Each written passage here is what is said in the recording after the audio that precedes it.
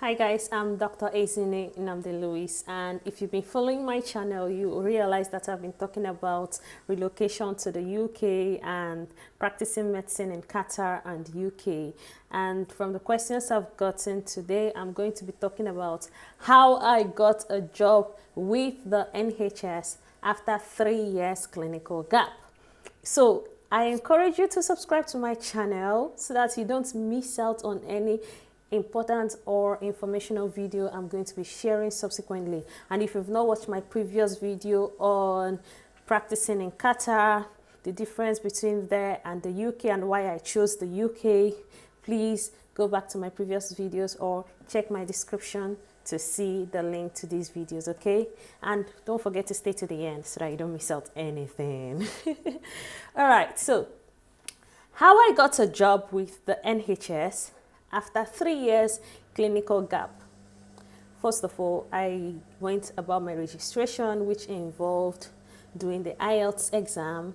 I did the PLAB 1 and PLAB 2 exams, and then I began my job hunt. Okay, after the PLAB 1 and PLAB 2 exams, I got GMC registered and began my job hunt.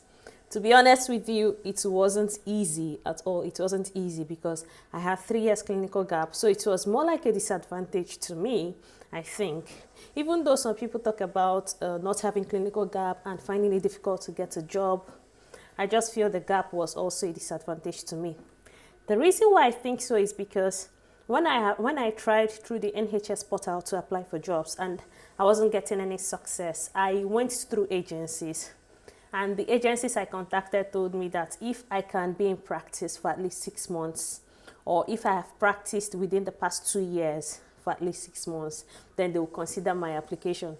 So I didn't qualify for any of these, so no agency accepted to process my CV or to help me with the job hunt.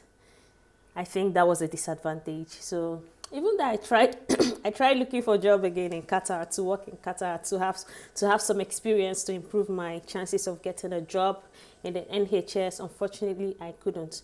So if this is for you, if you have clinical gap, I encourage you that wherever you are, wherever country you are, if it's possible, please go back to practice and get some experience because it would help you a lot in the job hunt, all right? Now, the second thing I tried was to do clinical attachments. Okay, I plan to come to the UK and do clinical attachment because UK experience was one of the things that most job websites were looking for, and I didn't have that, so it was another disadvantage. So I applied for a clinical attachment, which fortunately I got a placement, but I couldn't travel for the clinical attachment because I eventually got a job before the date for me to start the attachment. So if you're in the UK already, or if you're not in the UK and you can afford to go to do clinical attachment in UK, please go ahead and do it because it would also help you understand the NHS system, which is very important for you when you start your job, and it will also give you an edge towards getting a job quicker, especially when you have a clinical gap.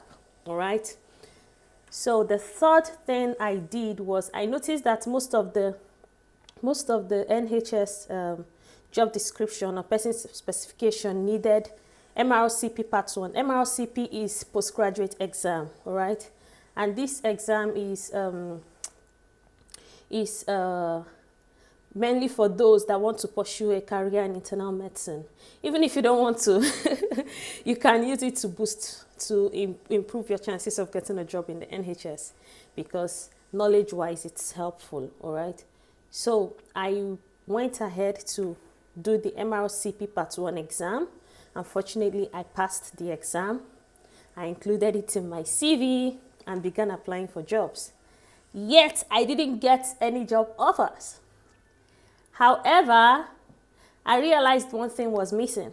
And that thing that was missing was that I haven't given my profile to some colleagues, or to a colleague at least, somebody that is already in the system, to help me go through my CV to see if there is anything I'm missing, or if there are some things I should add in my CV to help me make my CV be acceptable, at least to be shortlisted for interview, because all I was getting were rejections. These This happened for months, if not up to 1 year. Okay, not up to, I think about 9 months, 10 months. I was looking for a job.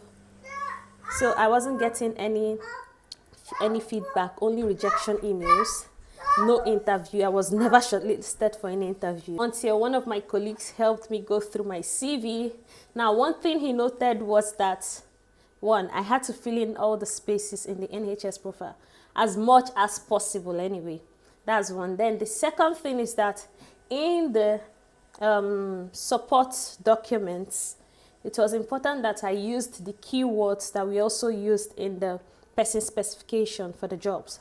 For instance, if they say that a job needs somebody that is fluent in English, instead of just saying you communicate better in English, you can also use the word I'm fluent in English, citing example of situations where you communicated better, okay? So try to use the keywords they used. I think there is a system for vetting the CVs so that at least you can get shortlisted, all right?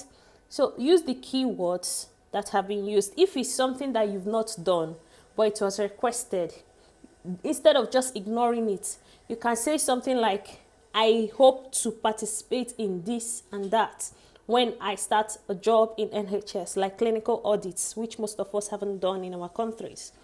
So try and include these keywords. That's one. And then secondly, apply to loads and loads of jobs. It's not something, if you're planning to migrate to the UK as quickly as possible, it's not something that you're just going to be doing like part-time, like let me just apply for one job today and see how it goes. No, you're going to put in a lot of effort to apply for lots and lots of jobs.